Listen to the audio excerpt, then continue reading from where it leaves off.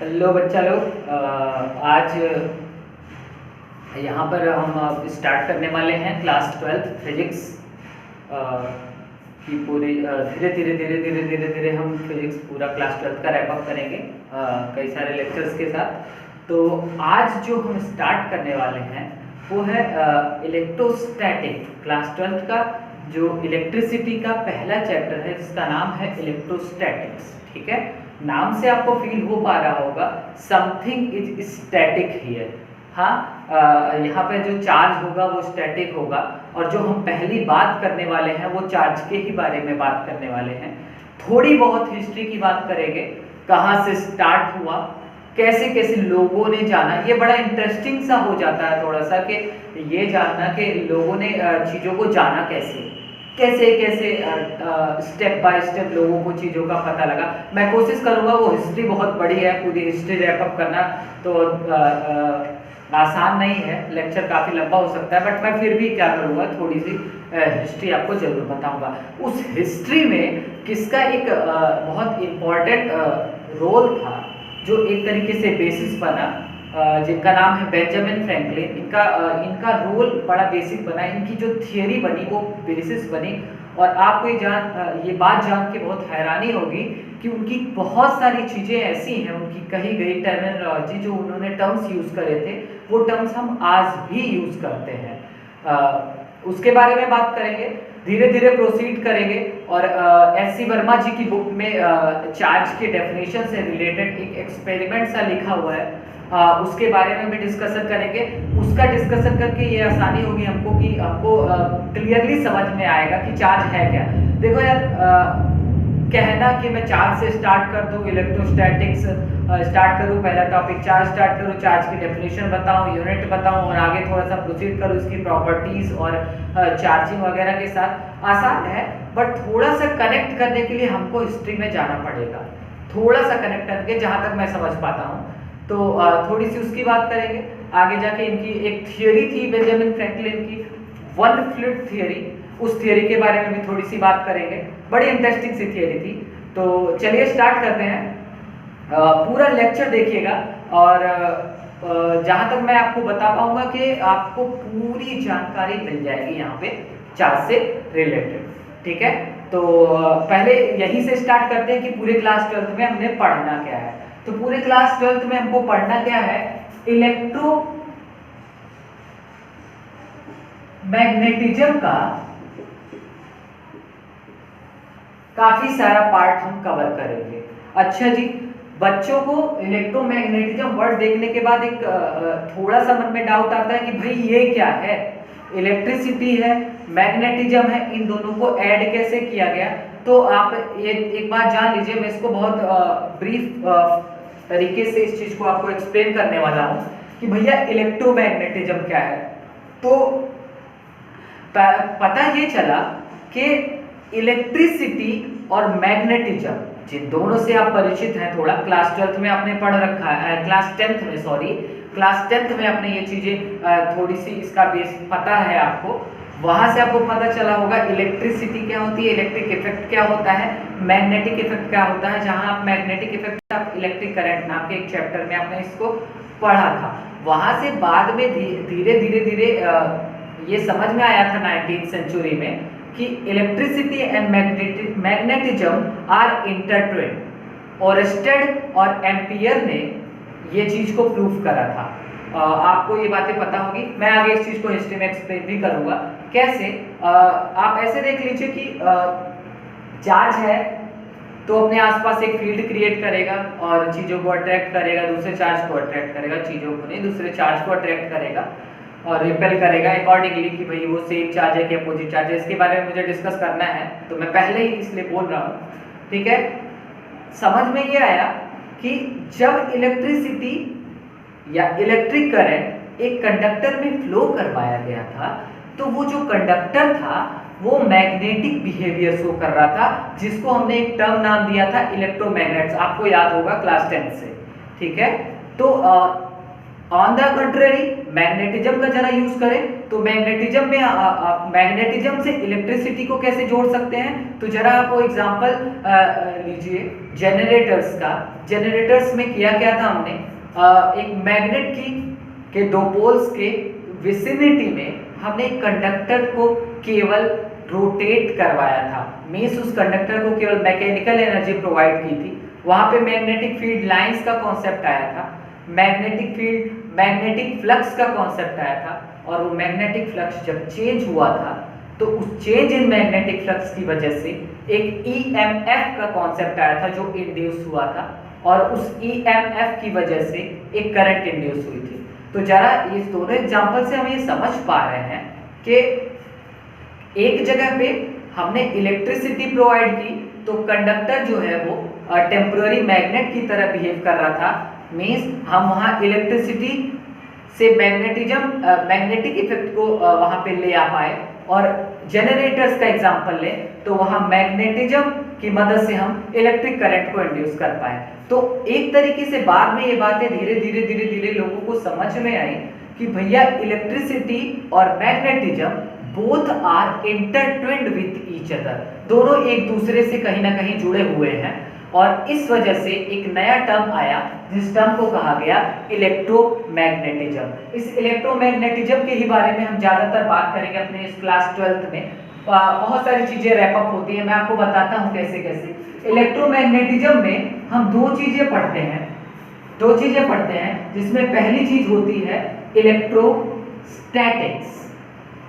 अभी स्टार्ट करते समय लेक्चर मैंने बताया था इलेक्ट्रोस्टैटिक मतलब something will B static here, मैं आगे इसके बारे में डिटेल बात करूंगा। एंड द सेकंड थिंग जो हम बात करते हैं वो होता है इलेक्ट्रो डायनेमिक्स में something will be dynamic there. Okay, electrostatics में हमको क्या क्या पढ़ना है क्लास 12th में, तो भैया जी पहले बात तो हम पढ़ेंगे इस कैरेक्टर के बारे में, चार्ज के बारे में, इसके बारे में थोड़ा ज्यादा ही जाने। उसके बाद चार्ज के बाद हम पढ़ेंगे फील्ड के बारे में, इलेक्ट्रिक फील्ड के बारे में, और उसके बाद नेक्स्ट जो टॉपिक होगा हमारा वो इलेक्ट्रिक पोटेंशियल होगा, electric potential. And the next thing, ये आपके लिए नहीं होगी ये चीज, गॉस लॉ। एंड अल्टीमेटली जाके हम इलेक्ट्रोस्टैटिक को रैप अप करेंगे कैपेसिटर्स के साथ। ये कैपेसिटर या इसको हम कंडेंसर्स भी कहते हैं, जैसे फैंस वगैरह में यूज होते हैं। तो ये जो टर्मिनोलॉजी थी ये इन्होंने ही ली थी, बेंजामिन फ्रैंकलिन ने। इलेक्ट्रोडायनेमिक्स की बात कर लेते हैं। इलेक्ट्रोडायनेमिक्स में क्या होगा, ये जो चार्ज होगा, जितनी चीजें यहाँ पे पढ़ने वाले हैं इसमें सब में चार्ज को हम क्या करेंगे स्टैटिक कंडीशन में अज्यूम करेंगे, और इनकी थ्योरीज को धीरे धीरे समझते जाएंगे। और इलेक्ट्रोडायनेमिक्स में क्या होगा भैया, तो इलेक्ट्रोडायनेमिक्स से ये चार्ज मूवेबल कंडीशन में आ जाएगा, मतलब ये चार्ज मोशन में आ जाएगा। और जब चार्ज मोशन में आता है तो हमको पता है एक चीज हम पढ़ते हैं इलेक्ट्रिक करंट, ठीक है। Electric current charge movable condition होता है, तो यहाँ पे हम EMI इलेक्ट्रोमैग्नेटिक इंडक्शन नाम का एक फिनोमेना, इससे आप परिचित हो क्लास 10 से, उसके बारे में हमको पढ़ना है। नेक्स्ट थिंग जो हम जाएंगे वो हम AC के बारे में बात करेंगे भैया, alternating current, parallel current, alter current के बारे में थोड़ा सा बात पढ़नी है। और आगे भी इलेक्ट्रोमैग्नेटिक रेडिएशंस इसके बाद, और इलेक्ट्रोमैग्नेटिक रेडिएशंस में का ही उन रेडिएशंस में जिसमें ultraviolet rays, UV rays, sorry ये तो वही है अल्ट्रावायलेट रेज, आपकी एक्स रेज, उसी में हमारे लाइट रेज भी आती हैं कुछ खास फ्रीक्वेंसी की, जो इलेक्ट्रोमैग्नेटिक रेडिएशंस होती हैं जो हमारे विजिबल रेंज में आती हैं, उनको हम लाइट बोलते हैं। उस लाइट के बारे में पढ़ेंगे। क्योंकि लाइट का डुअल नेचर होता है तो क्लास 10th में हमको दोनों बातें पढ़नी है डुअल नेचर से रिलेटेड। एक हम रे ऑप्टिक्स पढ़ते हैं, एक हम वेव ऑप्टिक्स पढ़ते हैं। वेव ऑप्टिक्स के अंदर हम इलेक्ट्रोमैग्नेटिक रेडिएशन यानी जो हमको लाइट पढ़नी है उसके बारे में पढ़ते हैं। और क्लास 12th की फिजिक्स जो हम रैप अप करते हैं वो मॉडर्न फिजिक्स के साथ रैप अप करते हैं, जिसमें X rays, photoelectric effect, ये सारी चीजें हमें आगे पढ़ने को मिलेगी। ठीक है, तो ये है हमारा पूरा समराइज कर दिया मैंने। ये हमने क्लास 12 में पढ़ना है। इसके बाद ऑप्टिक्स पढ़ेंगे और मॉडर्न फिजिक्स के बारे में पढ़ने वाले हैं। ठीक है, तो हम जो स्टार्ट करने वाले हैं वो चार्ज से स्टार्ट करेंगे। But before talking about charge, let's talk about some of the history of electricity. भैया इलेक्ट्रिसिटी क्या है, इलेक्ट्रिसिटी है क्या? तो इलेक्ट्रिसिटी हमको पता है। अगर मैं पूछता हूं आपसे व्हाट इज इलेक्ट्रिसिटी, तो आपके मन में यही आता है एक रटा रटा ऐसा definition, electricity is a form of energy. ठीक है, हाँ तो सही है, ये गलत भी तो नहीं है। ठीक है, इलेक्ट्रिसिटी क्या है? व्हेनेवर, जब कभी भी कहीं पे एक चार्ज्ड पार्टिकल या सब्सटेंस का प्रेजेंस होता है या उस सब्सटेंस का मोशन होता है, ध्यान से सुनिएगा, जब कभी भी एक पार्टिकल या सब्सटेंस जो कि चार्ज्ड हो, जो कि चार्ज की प्रॉपर्टी रखता हो, उसकी प्रेजेंस या मोशन होगा, तो उससे रिलेटेड एक फिजिकल फिनोमेना, उससे रिलेटेड एक सेट ऑफ फिजिकल फिनोमेना हमको ऑब्जर्व करने को या फील करने को मिलता है, जिसको हम कहते हैं इलेक्ट्रिसिटी। इलेक्ट्रिसिटी उन्हीं फिनोमेना से एसोसिएटेड है। बाद में इलेक्ट्रिसिटी, बाद में लोगों को धीरे धीरे समझ में आया कि ये जो लाइटनिंग होती है ड्यूरिंग रेन्स, थंडरस्टॉर्म्स, जिसको हम लाइटनिंग कहते हैं, ये भी एक्चुअली में एक इलेक्ट्रिक फिनोमेना ही है। ठीक है, अच्छा हमारे जीवन में महत्व क्या है, हमारे लाइफ में इसका महत्व क्या है? तो भैया हर जगह एक तरीके से हम कहें तो हम हर तरीके से इलेक्ट्रिसिटी से ही तो घिरे हुए हैं। एग्जाम्पल ले लेते हैं, मोबाइल फोन्स, दिन रात मोबाइल फोन, इंस्टाग्राम, फेसबुक, फलाना ठिकाना हम यूज़ करते रहते हैं। भैया मोबाइल फोन्स का जो इन्वेंशन हुआ था वो विदाउट नोइंग ऑफ इलेक्ट्रिसिटी तो मुझे नहीं लगता है पॉसिबल था। नेक्स्ट थिंग, मोटर्स हो गए और आपकी गाड़ियाँ हो गई। आजकल तो इलेक्ट्रोमेट, टेस्ला का नाम आपने सुना होगा। और अगर उसकी बात ना भी करें, कंप्लीटली इलेक्ट्रिक व्हीकल्स की बात ना करें, तब भी उसमें बहुत सारी बातें होती हैं कार्स में, आपके ऑटोमोबाइल्स में, जिसमें हम इलेक्ट्रिसिटी का यूज़ करते हैं। दूर ना जाएं, खुद अपने अंदर ही झांक के देखें तो हमारे जो मसल कॉन्ट्रैक्शन जो होती है वो भी वहाँ पे भी इलेक्ट्रिसिटी का एक इफेक्ट है। अच्छा क्यों? अरे ये पता भी चला था आपको, मैं आगे इस चीज़ के बारे में हिस्ट्री की बात करते समय बताऊंगा कि मसल कॉन्ट्रैक्शन में भी न्यूरॉन्स जो होते हैं वो मसल्स को जो इंस्ट्रक्शंस देते हैं वो इलेक्ट्रिसिटी के थ्रू ही देते हैं, इलेक्ट्रिक सिग्नल्स ही प्रोवाइड करते हैं। हमने देखना होता है, हमने आई के बारे में क्लास 10th में पढ़ा हुआ है, तो आई भी ऑब्वियसली अल्टीमेटली जाके इमेज बन जाती है रेटिना के थ्रू, रेटिना पे इमेज बन जाती है, वहाँ पे रॉड्स एंड कोन उसको इलेक्ट्रिकल सिग्नल्स में कन्वर्ट कर देते हैं, अल्टीमेटली हमारा जो माइंड होता है वो ऑप्टिक नर्व के थ्रू वो इलेक्ट्रिकल सिग्नल्स जब माइंड में जाते हैं तो हमारा माइंड उसको इंटरप्रेट करता है। इस तरीके से ये बात होती है।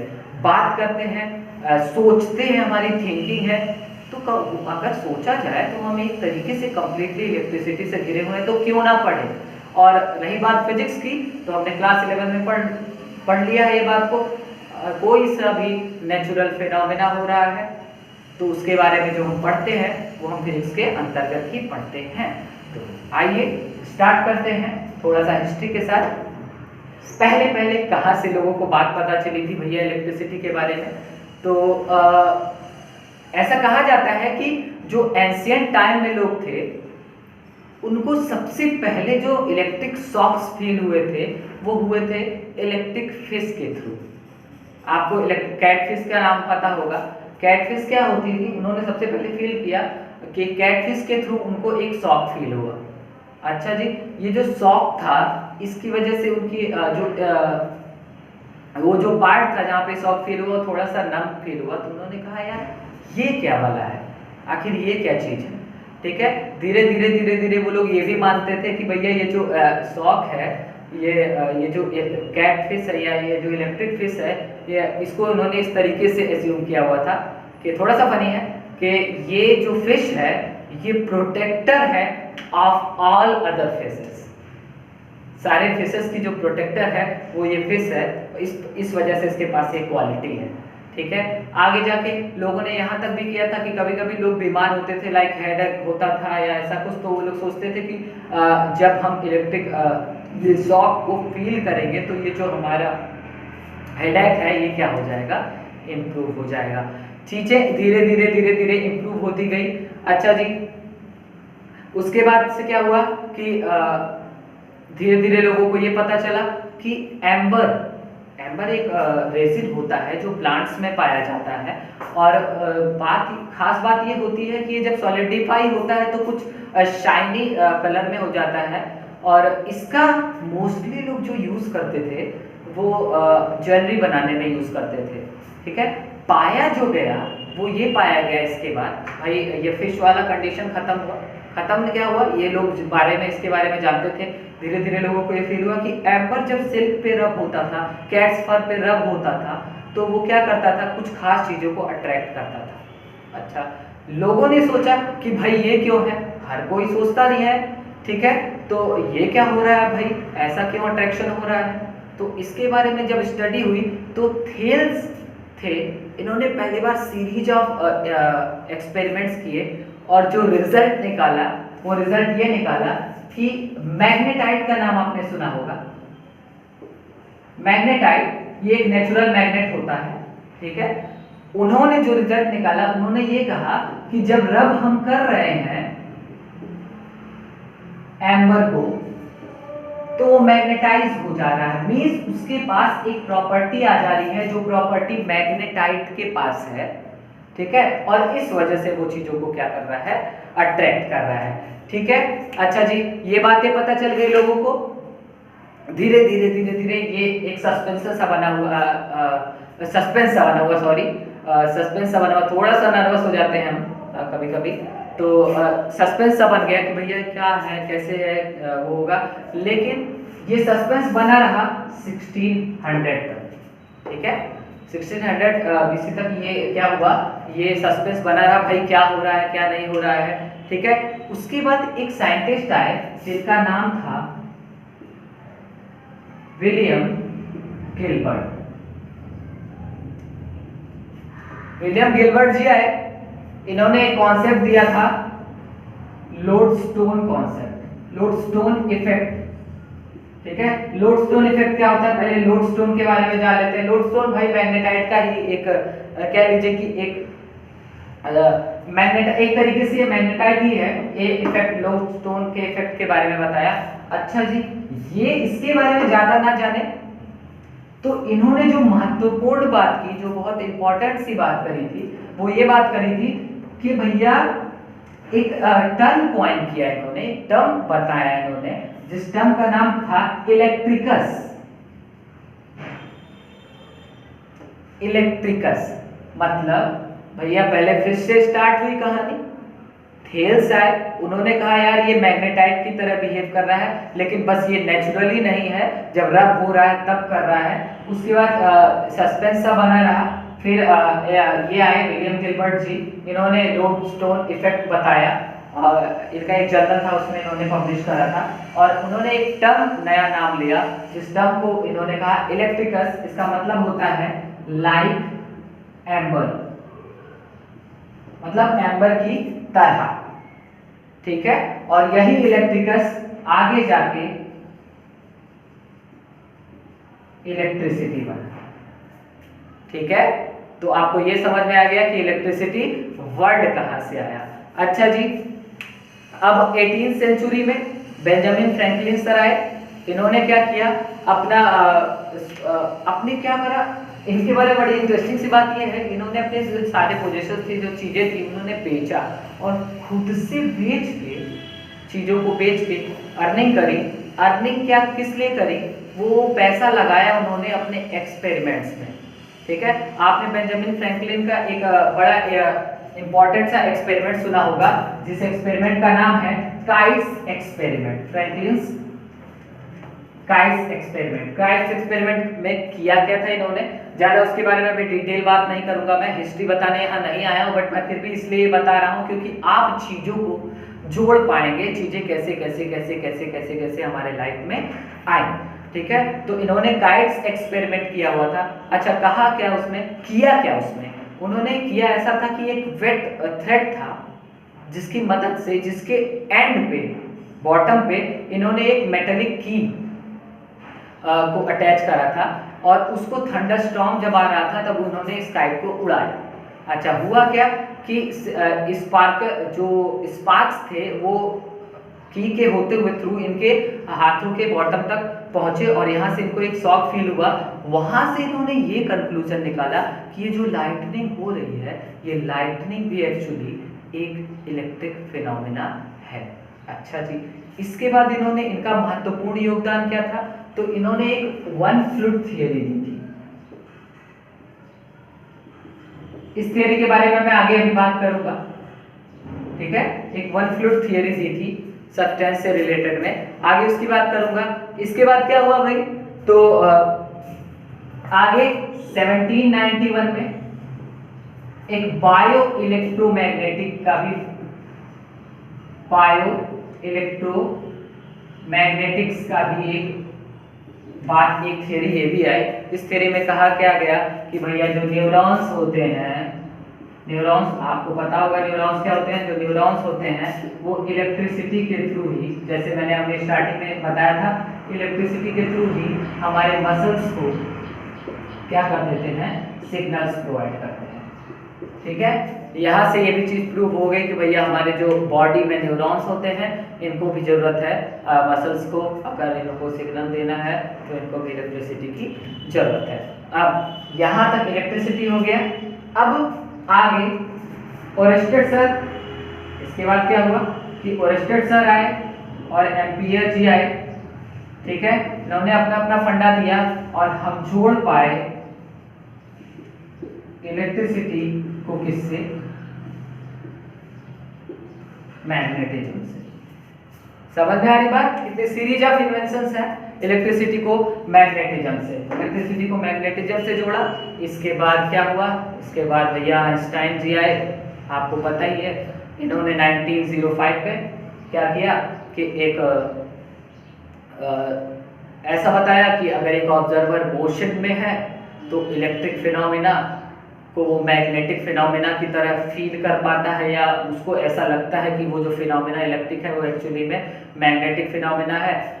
एक से ज़्यादा अगर ऑब्जर्वर है जो एक दूसरे से रिलेटिव मोशन में है, उनके भी रिजल्ट्स को, इलेक्ट्रिक फिनोमिना को ऑब्जर्व करते टाइम उनके भी रिजल्ट्स में वो भी एक दूसरे से संतुष्ट नहीं हो पाए, उनके भी रिजल्ट्स में क्या हो गया, चेंजेस आए। और ये जो चीज़ थी ये कहीं ना कहीं यही बेस बनी आपकी रिलेटिविटी थियरी की, ठीक है। जो रिलेटिविटी थ्योरी आगे जाके आपने सुना होगा इसके बारे में बहुत अच्छे तरीके से। तो इस तरीके से चीजों का धीरे धीरे धीरे धीरे इलेक्ट्रिसिटी के बारे में लोगों ने जाना। इसके बाद क्या हुआ भैया, जब इलेक्ट्रिसिटी और मैग्नेटिज्म को जोड़ दिया गया कि भैया इलेक्ट्रिसिटी की मदद से मैग्नेटिक इफेक्ट लिया जा सकता है, तो यहाँ से आपका जो 1821 में आपके फैराडे जी थे, ठीक है, इन्होंने मोटर्स का आविष्कार किया, भैया इन्वेंट किया मोटर्स का, ठीक है। तो इस तरीके से आपको समझ में आ ही रहा होगा कैसे कैसे कहाँ से कहाँ स्टार्ट हुई थी, फिश से स्टार्ट हुई थी जिसको प्रोटेक्टर बोला। फिर थेल्स जी आए, थेल्स जी ने इसको कहा कि नहीं भाई ये मैग्नेटाइट की तरह बिहेव कर रहा है, हाँ अलग बात है कि ये रब करने पे बिहेव कर रहा है, यानी ये उसी तरीके का इफेक्ट है। उसके बाद इनके इफेक्ट को गलत बोला गया, धीरे धीरे धीरे धीरे सस्पेंस बना रहा। गिलबर्ट जी आए, इन्होंने अपना लोडस्टोन इफेक्ट दिया, इनकी भी बात कुछ ऐसी थी, बट हाँ इन्होंने बड़ी इंपॉर्टेंट बात ये करी कि इलेक्ट्रिकस एक नाम दिया, इलेक्ट्रिकस जाके बाद में इलेक्ट्रिसिटी हुआ।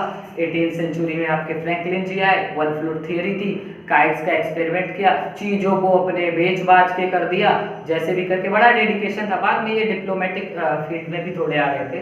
अच्छा, उसके बाद आपका बायो इलेक्ट्रोमैग्नेटिक्स का 1791 में थोड़ी बात हुई, वहाँ से पता चला कि भैया न्यूरॉन्स हमारे बॉडी में भी भैया इलेक्ट्रिसिटी का रोल है। इसके बाद से एम्पियर और ओरेस्टेड का एक्सपेरिमेंट, इन्होंने कंक्लूड किया कि इलेक्ट्रिसिटी मैग्नेटिज्म से रिलेटेड है, और एज अ रिजल्ट ऑफ इस फैराडे जी ने क्या किया कि इलेक्ट्रिक मोटर्स का आविष्कार किया और आगे चीज़ें चलती गई।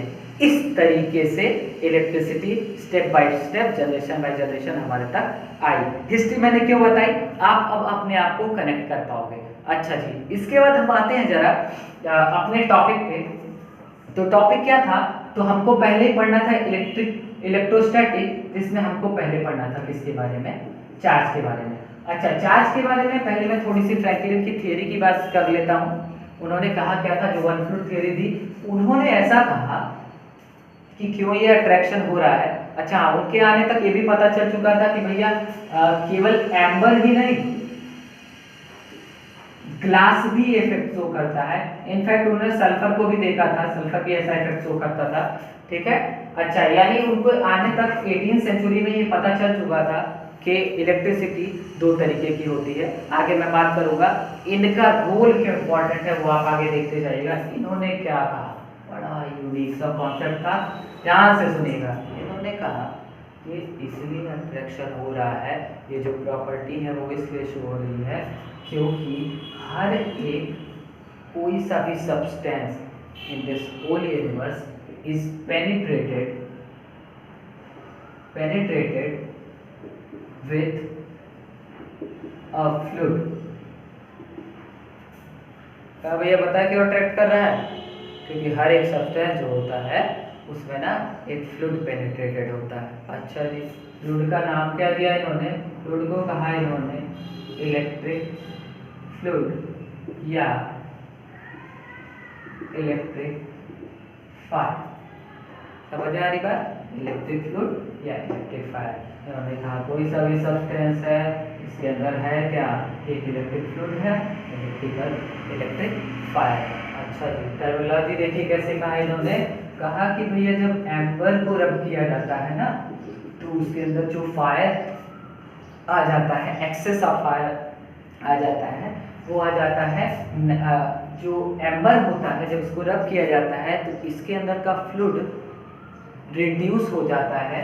और जब रिड्यूस होगा तो इन्होंने रैंडमली, ऐसा कुछ नहीं था, कोई खास बात किसी ने घुस के देखा नहीं था कि ये नेगेटिव होता है, बट उन्होंने रैंडमली ये बात बोल दी कि जब आज से ये मान के हम चलेंगे कि जब एम्बर रब होगा तो उसके अंदर का जो इलेक्ट्रिकल फायर होगा वो रिड्यूस होगा और ओवरऑल जो एम्बर बिहेव करेगा वो नेगेटिव प्रॉपर्टी शो करेगा, इलेक्ट्रिसिटी का नेगेटिव प्रॉपर्टी शो करेगा। अच्छा, उन्होंने ये कहा दूसरी बात कि जब ग्लास को रब करेंगे तो ग्लास में जो फ्लूइड होगा, इलेक्ट्रिकल फायर होगा, वो क्या होगा, एक्सेस अमाउंट में आ जाएगा जब हम ग्लास को रब करेंगे। और ग्लास पे जो प्रॉपर्टी आएगी वो कैसी आएगी, पॉजिटिव आएगी। मतलब ग्लास जो शो करेगा वो पॉजिटिव इलेक्ट्रिसिटी शो करेगा। मतलब यहाँ से फर्स्ट टाइम पे ये बात स्टार्ट हुई कि पॉजिटिव और नेगेटिव वाला एस्पेक्ट, यानी बेंजामिन फ्रैंकलिन ही थे जिन्होंने ये हमें पॉजिटिव और नेगेटिव का कॉन्सेप्ट दिया हुआ था। अच्छा जी, कहा क्या, और आगे की बातें सुनते जाते हैं हम, बड़ा इंटरेस्टिंग सी बात है। इन्होंने कहा क्या कि ये जो इलेक्ट्रिक फायर है, ये एक ऑब्जेक्ट से दूसरे ऑब्जेक्ट में ट्रांसफर हो सकता है। लाइक अगर ये ऑब्जेक्ट ए है, ये ऑब्जेक्ट बी है, तो we can transfer the electric fluid from one object to another object. अगर सपोज करिए इससे हम ए से बी में इलेक्ट्रिक फायर को क्या करते हैं, ट्रांसफर करवाते हैं, तो एज अ रिजल्ट क्या होगा कि इसमें एक्सेस हो जाएगा और ये क्या हो जाएगा, इसमें इलेक्ट्रिक फायर क्या हो जाएगा, रिड्यूस हो जाएगा। एज अ रिजल्ट ऑफ जो जिसमें जितना ही ज़्यादा इलेक्ट्रिक फायर होगा वो इतना ही ज़्यादा क्या होगा, पॉजिटिव होगा, और जिसमें जितना कम होगा नेगेटिव होगा। इंटरेस्टिंग बात यह है कि ना इनको इलेक्ट्रॉन्स का पता था ना इनको प्रोटॉन्स का पता था, बट फिर भी इन्होंने पॉजिटिव और नेगेटिव और इलेक्ट्रिक फायर का कॉन्सेप्ट दे दिया था। ठीक है। अच्छा जी, एक तरीके से ऐसा समझा जाए, इन्होंने ये भी बात कही कि जितना ही यहाँ से रिड्यूस होगा उतना ही यहाँ पे एक्सेस होगा। तो अगर हम इसको एक आइसोलेटेड सिस्टम मान लेते हैं तो बाहर से ना कोई इलेक्ट्रिकल फायर आया, ना बाहर को कोई इलेक्ट्रिकल फायर ट्रांसफर हुआ। इस पूरे आइसोलेटेड सिस्टम का टोटल इलेक्ट्रिकल फायर क्या था, वो अभी भी उतना अनचेंज, उतना ही था जितना पहले था, मतलब अनचेंज था। और यही बेसिक बना था चार्ज के कंजर्वेशन में। आगे मैं बात करूँगा अभी आपको, ये तो इनकी थियरीज है जिनके बीच में हम एक्सप्लेन कर रहे हैं। अभी हम एस सी वर्मा जी के बुक की बातों को थोड़ा सा एक्सप्लेन करेंगे, बात करेंगे, वहाँ से हमको और अच्छे तरीके से समझ में आ पाएगा कि भैया चार्ज क्या है। ठीक है, यहाँ से क्या हुआ, कंजर्वेशन का एस्पेक्ट आया। अच्छा जी, नई बात क्या हुई इसके बाद जो नया एस्पेक्ट दिया इन्होंने कहा कि देयर आर सम मटेरियल्स, ये भी आपको इंटरेस्टिंग लगेगा। फ्रैंकलिन सर ने एक भी बात बोली, एक ये भी बात बोली क्या, कि सम मटेरियल्स, कुछ मटेरियल्स ऐसे भी हैं जो क्या करते हैं, कंडक्ट करते हैं दिस इलेक्ट्रिक फायर। कुछ मटेरियल्स क्या करते हैं, ये इलेक्ट्रिक फायर जो है इसको क्या करते हैं, कंडक्ट करते हैं। और यहीं से जो कॉन्सेप्ट आया था वो किसका आया था, कंडक्टर्स का। जो कुछ करते हैं कुछ नहीं करते हैं, तो जो नहीं करते हैं वो इंसुलेटर्स होंगे, जो करेंगे वो क्या होंगे, कंडक्टर्स होंगे। यहाँ से आपको ये भी बात समझ में आ रही होगी। एक नई बात क्या इन्होंने बोली, एक और बात बोली कि the more will be electric fire जितना ही ज़्यादा होगा, दोनों के बीच में जो इंटरेक्शन होगा, जो अट्रैक्शन या रिपल्सन का फीलिंग आ रही थी, वो क्या होगी, उतनी ज़्यादा होगी। जो बेसिस बना हमारा कूलॉम्स लॉ का, आपको आगे पता चलेगा ये कूलॉम्स लॉ का। तो मोस्टली अगर हम समझ पा रहे हैं तो इनकी थियरी जो थी वो काफ़ी तरीके से एक बेसिस बनी किसके लिए, काफ़ी कुछ जो हम आज इलेक्ट्रिक चार्ज के बारे में जानते हैं उसके लिए काफ़ी कुछ चीज़ें जो इनकी थियरी थी, वन फ्लूइड थियरी, इसके द्वारा और भी मल्टी फ्लूइड थियरी भी दी गई थी। मैं उसके बारे में मैंने ज़्यादा डिस्कशन नहीं किया हुआ है। ठीक है, तो ये था हमारा थोड़ा इलेक्ट्रिसिटी का हिस्ट्री। फिश, उसके बाद मैग्नेटाइट का इफेक्ट, उसके बाद गिलबर्ट जी आए, इलेक्ट्रिकस दिए, इलेक्ट्रिसिटी हुआ, इलेक्ट्रिसिटी के बाद फ्रैंकलिन जी आए, इन्होंने अपनी बातें बोली, काइट का एक्सपेरिमेंट किया, इसके बाद क्या हुआ, ओरस्टेड और एम्पियर की वजह से इलेक्ट्रोमैग्नेटिज्म का फंडा समझ में आया, उसके बाद मोटर्स का आविष्कार हुआ। थोड़ी सी हमने बातें डिस्कस कर ली हैं फ्रैंकलिन जी के थियरीज की। ठीक है, आते हैं हम थोड़ा क्वांटिटेटिव बातों पे। ठीक है, जो एक्सपेरिमेंट्स लिखे हुए हैं किस तरीके से हम समझे। अच्छा, जो एस सी वर्मा जी की बुक में चार्ज के एस्पेक्ट में बताया गया है, चार्ज को समझाने के लिए जो उन्होंने बातें बोली है वो बड़ी अच्छी हैं, आपको ये बातें समझ में आएंगी। ठीक है, उन्होंने कैसे कहा, उन्होंने कहा कि चलो ठीक है, कैसे समझते हैं चीज़ों को, चार्ज आखिर होता क्या है। तो उन्होंने बोला कि चलो एक सब्सटेंस लो, अरे ठीक है, ये सब्सटेंस को तोड़ो, मॉलिक्यूल्स मिलेंगे, ठीक है, और तोड़ो, एटम्स मिलेंगे, और तोड़ो,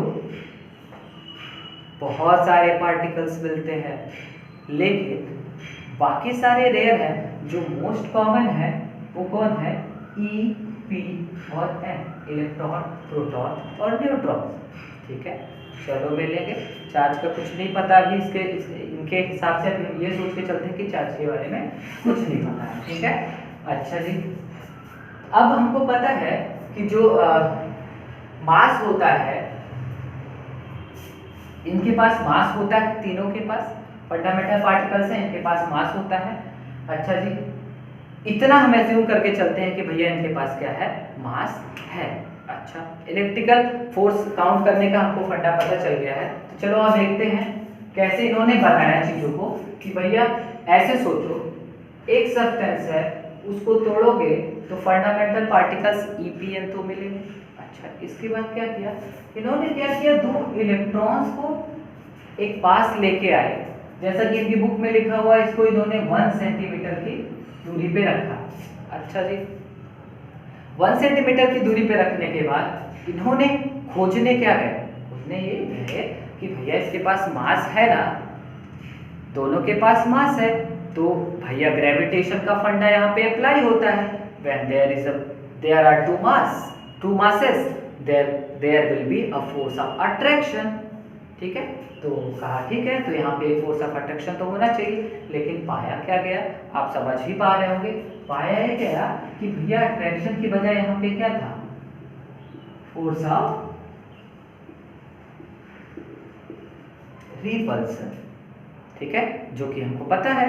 ठीक है, तो ये रिपल्सन था, तो उन्होंने कहा यार मास की वजह से तो इनके पास अट्रैक्शन होना चाहिए, मास की वजह से इनके पास तो क्या होना चाहिए, रिपल्सन होना चाहिए। अच्छा जी, जरा अब जब Fg की वैल्यू इन्होंने काउंट करी तो होती है 5.5 × 10⁻⁻⁻67 न्यूटन। ठीक है, ये होना चाहिए इनके बीच में फोर्स। अच्छा जी, लेकिन पता ये चला इनके बीच में तो क्या हो रहा है भैया, रिपल्सन, यानी कुछ तो और है यहाँ पे जो इस ग्रेविटेशनल फोर्स को जो इतने न्यूटन का है इसको क्या कर रहा है, ओवरकम कर रहा है। ठीक है, और यहाँ से कंक्लूजन ये निकाला गया कि इन इलेक्ट्रॉन्स के पास मास के अलावा कुछ और भी चीज, कोई एक और भी प्रॉपर्टी है। ठीक है, और उस प्रॉपर्टी को जो नाम दिया गया वो क्या नाम दिया गया, चार्ज। अच्छा जी, इलेक्ट्रोस्टैटिक फोर्स। अच्छा, जब मेजर करते हैं तो ये जो फोर्स आता है, जो Fe आता है वो आता है 2.3 × 10⁻⁻24 न्यूटन आता है। ठीक है, अच्छा जी, चलो तो समझ में ये आ गया कि इलेक्ट्रॉन्स के पास मास के अलावा कुछ और भी प्रॉपर्टी है जिसकी वजह से ये क्या कर रहे हैं, अट्रैक्शन ना शो करके, और ये क्या कर रहे हैं, रिपल्सन शो कर रहे हैं। आप देख ही पा रहे हैं, अगर हम इनके बीच का इलेक्ट्रोस्टैटिक फोर्स अगर काउंट करें तो वो इतना आता है। तो यहाँ से हम ये कंक्लूड कर सकते हैं कि जो इलेक्ट्रॉन्स हैं, जो चार्ज है, ये भी क्या है, प्रॉपर्टी है, एक फंडामेंटल फिजिकल प्रॉपर्टी है ऑफ अ सब्सटेंस। अच्छा, सब एटॉमिक पार्टिकल्स की बात कर रहे हैं। ठीक है, इन्होंने कहा कि आओ चेक करते हैं प्रोटॉन्स के पास भी ऐसा है क्या। अच्छा, तो कहे भाई प्रोटॉन को भी 1 सेंटीमीटर की दूरी पे रखें। अच्छा, इनके बीच में भी ढूंढने क्या गए थे भैया, ढूंढने गए थे ग्रेविटेशनल फोर्स, क्योंकि इनके पास क्या था, मास था। ठीक है, अच्छा जी, लेकिन मिला क्या, फोर्स ऑफ रिपल्सन इनके बीच में भी, और मिला कितना, इतना ही मिला जितना दो इलेक्ट्रॉन्स के पास था। ठीक है, तो यहाँ से कंक्लूजन ये हम निकाल सकते हैं कि इलेक्ट्रॉन्स के पास जो प्रॉपर्टी है other then mass, same property proton के पास भी है, और उतने ही अमाउंट में है जितने अमाउंट में इलेक्ट्रॉन्स के पास है। क्यों इलेक्ट्रॉन्स के पास उतने ही अमाउंट में है, क्योंकि फोर्स जब कैलकुलेट किया गया तो उतना ही आया जितना दो इलेक्ट्रॉन्स एक दूसरे को रिपेल कर रहे थे। अच्छा जी, यहाँ से ये कंक्लूजन हुआ कि चलो भैया प्रोटॉन्स के पास भी क्या है, मास भी है, और क्या है, चार्ज भी है। ठीक है, तो अब आपको ये भी पता होगा कि भाई सेम प्रोसेस हम न्यूट्रॉन के साथ भी स्टार्ट करेंगे। जब न्यूट्रॉन्स के साथ देखा गया तो न्यूट्रॉन के पास फोर्स ऑफ, न्यूट्रॉन्स के केस में केवल फोर्स ऑफ क्या देखा गया, अट्रैक्शन देखा गया भाई। और जब इस फोर्स ऑफ अट्रैक्शन की वैल्यू देखी गई तो वो इतनी ही देखी गई, फोर्स ऑफ अट्रैक्शन की वैल्यू इतनी ही देखी गई, सॉरी मैं ये नहीं बता सकता क्योंकि इनके मासेस और जो इलेक्ट्रॉन और न्यूट्रॉन का मास डिफर है, लेकिन न्यूट्रॉन के मास के हिसाब से जो Fg की वैल्यू थी उतना ही इनके बीच में क्या देखा गया, अट्रैक्शन देखा गया। फोर्स ऑफ ग्रेविटेशन की वैल्यू जब न्यूट्रॉन्स को 1 सेंटीमीटर की दूरी पे लाके रखा गया और देखा गया क्या इसके पास भी अदर देन मास वो प्रॉपर्टी है कि नहीं, तो इनके पास अट्रैक्शन देखा गया। अच्छा जी, फिर गए कैलकुलेट किए force of attraction, force of gravitation between two neutrons. अच्छा जी, जब ये न्यूट्रॉन्स के बीच में फोर्स ऑफ, इनका न्यूट्रॉन्स का मास लेके इनके बीच में फोर्स ऑफ अट्रैक्शन देखा गया तो वो उतना ही पाया गया जितना ये अप्लाई कर रहे थे। तो यहाँ से कंक्लूजन ये निकला कि भैया इलेक्ट्रॉन के पास तो प्रॉपर्टी है चार्ज वाली अदर देन मास, प्रोटॉन के पास तो प्रॉपर्टी है चार्ज वाली अदर देन मास, बस न्यूट्रॉन के पास ऐसी प्रॉपर्टी नहीं है। न्यूट्रॉन के पास केवल क्या है, मास है। समझ में आया? तो यहाँ से ये कंक्लूड हुआ कि इलेक्ट्रॉन्स के पास भी प्रॉपर्टी है चार्ज की, प्रोटॉन के पास भी चार्ज होता है बट न्यूट्रॉन के पास चार्ज नहीं होता है। अभी भी हम इसको पॉजिटिव और नेगेटिव का एस्पेक्ट अभी हम नहीं दे रहे हैं, आगे के एक्सपेरिमेंट में आपको समझ में आएगा। आगे के एक्सपेरिमेंट में क्या हुआ जरा देखते रहिए। फिर क्या किया इन्होंने कि चलो भाई आपके इलेक्ट्रॉन के पास चार्ज है, आपके प्रोटॉन के पास चार्ज है, एक काम करिए इलेक्ट्रॉन और प्रोटॉन को एक पास लेके आ जाइए, देखते हैं अब क्या होता है दोनों के पास जब सेम प्रॉपर्टी है। तो यहाँ ऑब्जर्व ये हुआ कि इनके बीच में क्या देखा गया, अट्रैक्शन। इनके बीच में क्या देखा गया, अट्रैक्शन। अच्छा, इस अट्रैक्शन की जब वैल्यू देखी गई तो वैल्यू कितनी आई, 2.3 into 10 to the power minus 24 newton. ये वैल्यू इतनी आई 2.3 into 10 to the power minus 24 newton. Interesting सा लग रहा होगा, यानी भाई इसके पास भी चार्ज है, इसके पास भी चार्ज है। अगर सेम नेचर का होता, ठीक है, तो इसी तरीके का रिपल्शन शो होता, बट क्या यहाँ पे सेम रिपल्शन शो हो रहा था, नहीं, अट्रैक्शन हो रहा था। और ऐसा भी नहीं है कि इलेक्ट्रॉन और प्रोटॉन पास आए तो इनकी वो वाली प्रॉपर्टी खत्म हो गई, ठीक है। तो यहाँ से कंक्लूड ये किया गया कि इसके पास भी चार्ज है और इसके पास भी चार्ज है, लेकिन ये जो चार्ज है इनका नेचर क्या है, अलग अलग है।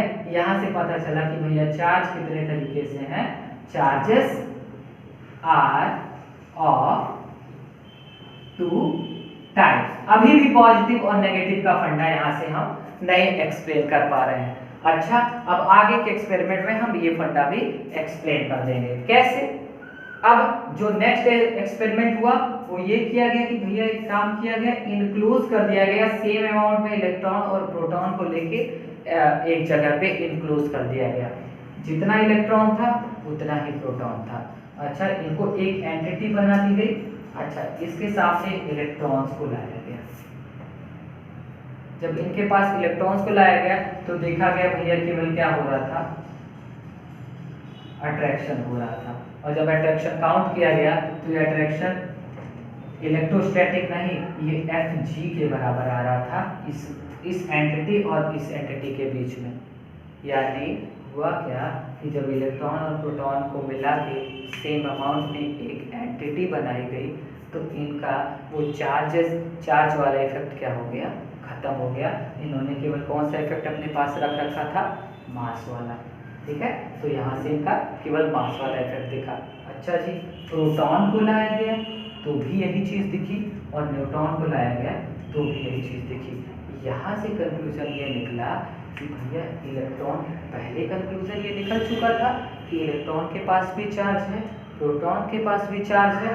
यहाँ से समझ में आया कि भैया चार्जेस दो अलग अलग तरीके से। यहाँ समझ में आया कि ये जैसे भी हैं, जब ये एक दूसरे के इलेक्ट्रॉन और प्रोटॉन क्या होते हैं, सेम अमाउंट होते हैं तो नलीफाई कर देते, एक दूसरे को क्या कर देते हैं, नलीफाई कर देते हैं। और यहाँ से हम यही कंक्लूजन निकाल सकते हैं कि सेम अमाउंट में जब पॉजिटिव और सेम अमाउंट में नेगेटिव होगा, पॉजिटिव और नेगेटिव होगा, तभी ये क्या करेंगे, एक दूसरे को नलीफाई कर पाएंगे। और यहाँ से हम कह सकते थे, ठीक है, कि एक पॉजिटिव है, एक को हम पॉजिटिव ले सकते हैं और एक को हम क्या ले सकते हैं, नेगेटिव ले सकते हैं। समझ में आई बात। अच्छा जी, यहाँ से रैंडमली इलेक्ट्रॉन्स को कह दिया गया कि इलेक्ट्रॉन्स के पास चार्ज है और इसका जो नेचर है वो कैसा है, नेगेटिव नेचर वाला चार्ज है इसके पास। और प्रोटॉन्स के पास कैसा है, प्रोटॉन्स के पास भी चार्ज है, लेकिन ये जो चार्ज है वो कैसे नेचर वाला है, पॉजिटिव नेचर वाला है। समझ में आएगा। ये बड़ा इंटरेस्टिंग सा फंडा है, आपको चाहिए तो आप नोट कर लीजिए इसको, ठीक है। यहाँ से ये बातें पता चली। आगे बढ़ते हैं, थोड़ा सा कितना होता है चार्ज कैलकुलेट किया गया। आगे इसकी बात करते हैं थोड़ी सी।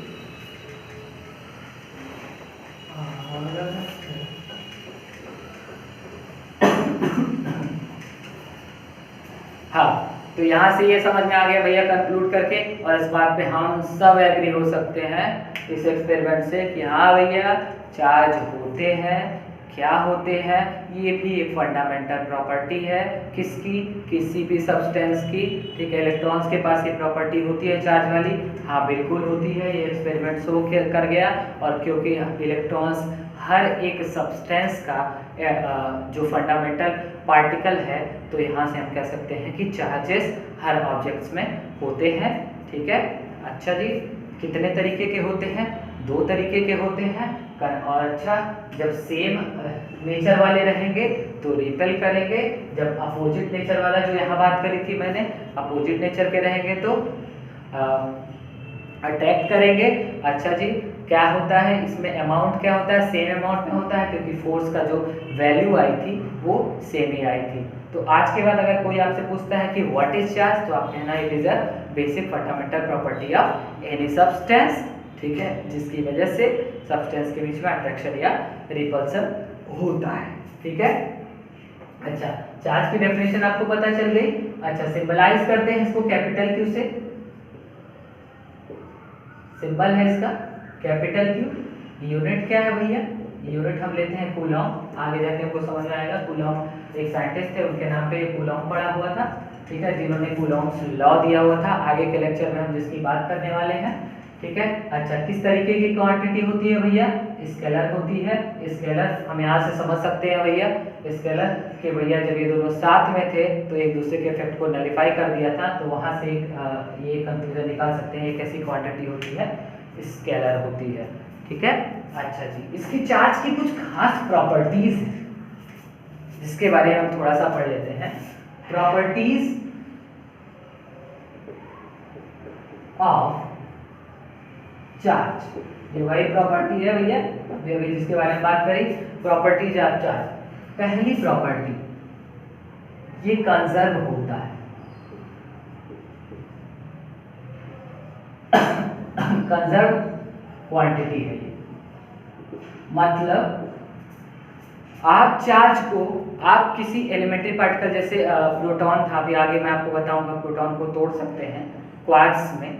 ठीक है, तो आप पार्टिकल को किसी भी एंटिटी के पास अगर चार्ज है तो उस एंटिटी को तोड़ सकते हैं कई सारे उसमें, तो लेकिन आप उनके ओवरऑल जो सिस्टम पे, आइसोलेटेड सिस्टम पे चार्ज था, उसको आप डिस्ट्रॉय नहीं कर सकते हैं, मतलब वो फिक्स रहता है। कहने का क्या मतलब है, कहने का मतलब ये है कि एक रेडियो एक्टिविटी में एक प्रोसेस होता है बीटा डीके प्रोसेस। इसका एग्जांपल लेके हम इस बात को अच्छे तरीके से समझ सकते हैं। ये भी मेंशन किया गया है एच सी वर्मा जी की बुक में, अगर आपको मन होगा तो आप वहाँ से पढ़ सकते हैं। ठीक है, बीटा डीके प्रोसेस में होता क्या है, इसमें जो न्यूट्रॉन्स होता है, न्यूट्रॉन होता है, सॉरी, ये ब्रेक होता है किसमें, प्रोटॉन में। न्यूट्रॉन ब्रेक हो जाता है प्रोटॉन में, और जब अगर जितने अमाउंट में प्रोटॉन होता है उतने अमाउंट में आगे क्या आ जाता है, एक इलेक्ट्रॉन भी आ जाता है। अच्छा, before the reaction total charge क्या था, 0, और आफ्टर द रिएक्शन जितने अमाउंट में ये है, अगर उतने अमाउंट में ये है, तो टोटल चार्ज क्या हो जाएगा, 0 ही। यानी बिफोर द आपने क्या किया, आपने रिएक्शन किया, न्यूट्रॉन को तोड़ तो दिया, लेकिन साथ के साथ एक इलेक्ट्रॉन भी वहां आ गया। अच्छा जी, ये चीज ये प्रूव करती है कि आप एंटिटी को तोड़ सकते हैं, बट ओवरऑल पूरे सिस्टम पे, आइसोलेटेड सिस्टम पे नेट चार्ज को आप खत्म नहीं कर सकते हैं। यहाँ से ये समझ में आ सकता है कि चार्ज कैसी क्वांटिटी होती है, कंजर्व क्वांटिटी होती है। ठीक है, ये आपको समझ में आ गया होगा। ये आपको जिसको पढ़ना होगा इसको आप डिटेल में थोड़ा सा आप एच सी वर्मा की बुक उठाइएगा, वहां से देख लीजिएगा, हालांकि मैंने काफी कुछ इसमें बता दिया है।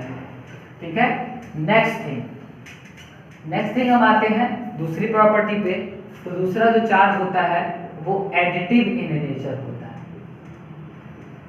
एडिटिव इन नेचर मीन्स, हमने पहले इसके बारे में बात कर ली, ये स्केलर क्वांटिटी है। स्केलर क्वांटिटी को जोड़ना घटाना हमने भैया बहुत पहले से सीख रखा है, पढ़ाई स्टार्ट होती है क्लास 1 से, एडिशन सब्ट्रैक्शन ये सारा कुछ हम सीख जाते हैं। तो जिस तरीके से हम वहाँ एडिशन और सब्ट्रैक्शन करते थे, वहाँ पे हम चार्ज को यहाँ पे भी जोड़ या घटा सकते हैं। लाइक अगर एक सिस्टम है और इस सिस्टम में एक जगह 4 कूलॉम्ब का चार्ज है, एक जगह -3 कूलॉम्ब का चार्ज है, एक जगह 2 कूलॉम्ब का चार्ज है, नेगेटिव में। अच्छा, ओवरऑल अगर किसी ने पूछा कि भैया सिस्टम पे टोटल चार्ज कितना शो हो रहा होगा, तो ओवरऑल सिस्टम पे कितना चार्ज शो हो रहा होगा, -1 कूलम शो हो रहा होगा। 3 2 5 और 1 4 माइनस। समझ में आ रही बात? ठीक है, तो इसको आप ठीक उसी तरीके से जोड़ सकते हैं जिस तरीके से 1 2 3 4 5 6 को अलजेब्रिकल सम इसका कर सकते हैं। ठीक है, तो चार्ज दूसरी प्रॉपर्टी क्या होगी? पहली प्रॉपर्टी क्या थी? चार्ज कैसा होता है? कंजर्व होता है। भैया एक आइसोलेटेड सिस्टम का जो नेट चार्ज होगा वो नेट चार्ज कभी चेंज नहीं होगा। अच्छा, नेक्स्ट क्या है? लाइट चली गई है यहाँ पे, तो आपका कोऑपरेशन चाहिए थोड़ा सा। तो दूसरा क्या हो गया? चार्ज कैसा होता है? एडिटिव इन नेचर होता है। यहाँ पे थोड़ी लाइट है, मैं तीसरा यहाँ बताऊंगा। तीसरा बहुत इंपॉर्टेंट सा एक्सपेक्ट है, इसको हम कहते हैं चार्ज कैसा होता है? क्वांटाइज्ड होता है। Quantized in nature. चार्ज कैसा होता है? क्वांटाइज्ड होता है। क्या मतलब है चार्ज क्वांटाइज्ड होता है? इसकी बात करेंगे। क्वांटाइजेशन क्या होता है, तो मैं आपको क्वांटाइजेशन के बारे में बताऊं तो क्वांटाइजेशन भाई साहब ये होता है कि अगर कोई सी भी प्रॉपर्टी, फिजिक्स में जितनी भी प्रॉपर्टीज हम पढ़ते हैं, जितनी भी चीज़ों के बारे में पढ़ते हैं, अगर कोई भी चीज़ एक किसी बेसिक क्वांटिटी जब कभी भी मेजर की जाए तो एक बेसिक क्वांटिटी के मल्टीपल्स में ही मेजर की जाए। जैसे कैसे समझे इसको कि मान लीजिए हम गए कोई सामान खरीदने, एग्जांपल ले लेते हैं कि पेन खरीदने गए हैं। ठीक है, तो हम दुकानदार से या तो 1 पेन ले सकते हैं, या 2 पेन ले सकते हैं, या 3 पेन ले सकते हैं, या 4 पेन ले सकते हैं। मतलब क्या है कि इसके मल्टीपल्स में ही ले सकते हैं, 4 गुना, 5 गुना, 6 गुना, 7 गुना, 8 गुना, 9 गुना, ये इमेजिन करें। अब आप में कोई जबरदस्ती बात करेंगे नहीं सर हम तोड़ के लेंगे, तो भैया नमस्कार, आपकी सोच ही लाजवाब है, हम क्या ही कर सकते हैं। पाया ये गया सर कि एक कांस्टेंट मिला E की जो वैल्यू थी वो थी 1.602 × 10⁻⁻19 कूलम, ये एक्सपेरिमेंटली डिराइव्ड थी। ठीक है, E की जो वैल्यू थी, जब कभी भी चार्ज मेजर किया गया किसी चीज पे, कैसे मेजर किया गया? एक डिवाइस होती है इलेक्ट्रोस्कोप। ठीक है, आपने नाम सुना होगा, इसके बारे में आप देख लीजिएगा, मैं उसके बारे में यहाँ डिस्कशन नहीं करने वाला हूँ। ठीक है, तो जब कभी भी चार्ज मेजर किया गया तो वो चार्ज या तो 1e पाया गया, ±1e पाया गया, या ±2e पाया गया, या ±3e पाया गया, या ±4e पाया गया, एंड सो ऑन। इस तरीके से पाया गया। किसी पे भी चार्ज 1.25e, 3.75e, 8.85e या फलाना ठिकाना, जो भी आपकी इमेजिनेशन हो, इस मामले में तो आप बहुत एक्सपर्ट हो, इमेजिनेशन हो, इस तरीके से चार्ज का एग्जिस्टेंस नहीं पाया गया। Whenever the charge was measured on any charged particle, it was found to be in multiple of this E। ठीक है ना, जब इलेक्ट्रॉन्स पे देखा गया तो वो चार्ज पाया गया 1.6 × 10⁻⁻19 E, यानी E के बराबर ही, बस उसका नेचर हमने नेगेटिव एक्सप्लेन किया था, तो वो नेगेटिव खुला। E के बारे में कूलम और प्रोटॉन पे पाया गया तो यही पाया गया 1.6 × 10⁻⁻19 कूलम, लेकिन नेचर कैसा था? पॉजिटिव था। अच्छा भैया, यहाँ से आप ये भी सोचिएगा कि ये नेगेटिव है और ये पॉजिटिव, तो ऐसा नहीं है कि इस पे चार्ज जो है वो प्रोटॉन पे चार्ज से कम है। भैया इसको दिमाग में रखिएगा कि जो चार्ज है वो दोनों पे चार्ज की वैल्यू क्या है? सेम है, बस उनका नेचर अलग अलग है। ठीक है, आप मैथ के हिसाब से इसको प्लस वाले को ज़्यादा और माइनस वाले को कम मत लीजिएगा। ठीक है ना, ये पाया गया। और ये क्योंकि ये जो चार्ज था किसी भी चार्ज पार्टिकल पे, ये क्या होता था? E के मल्टीपल में ही पाया जाता था। और ऐसी हर एक क्वांटिटी जो किसी एक बेस क्वांटिटी के मल्टीपल में पाई जाती है, उस क्वांटिटी को हम क्या बोलते हैं कि वो क्वांटिटी कैसी है? क्वांटाइज्ड है। इस वजह से हमने कहा कि भैया जो चार्ज है वो कैसा है, उसका नेचर होता है वो क्वांटाइज्ड